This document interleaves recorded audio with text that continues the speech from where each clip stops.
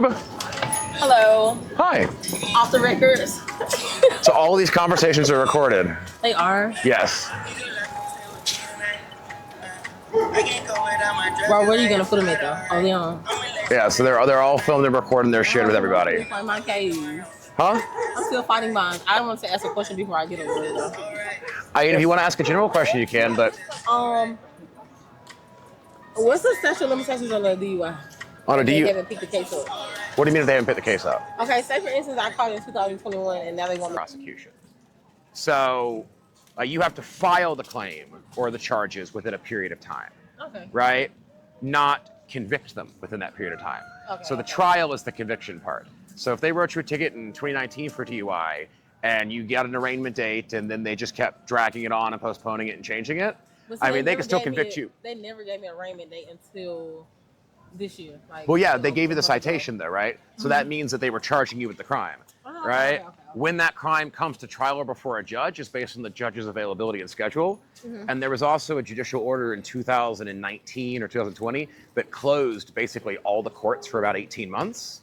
So generally it takes 3 to 6 months for like a DUI or like a, not super crazy like criminal case to end up in a courtroom. But so every case that happened into like 2019, 2018 was supposed to have hearings into 2019, beginning of 2020. But then all of those cases got postponed until 2022. So it's probably just now getting a hearing date in 2023 or 2024 because it took a long time. I caught another one, and then that's when it came up. Like that's when it came for the court date to come in.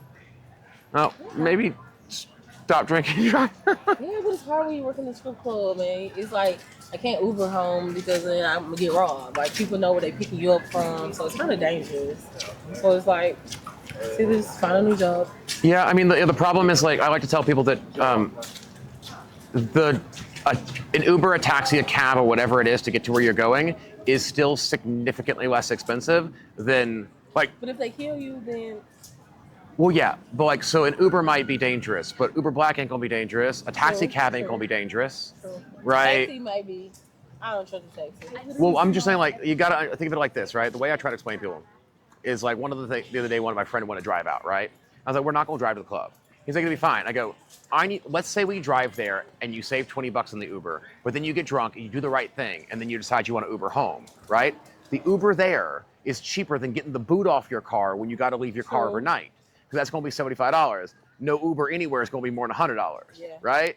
And if you get a DUI, the lawyer on that going to be $3,000 or $4,000. $7,000, another $5,000 if we go to trial. Yeah, so you're talking like $5,000 to $10,000. That's a lot of Ubers, a lot of taxis. Yeah, it is. Right? That's hire a private driver to come pick you up. True. Also, not to mention, you don't run the risk of killing someone. True.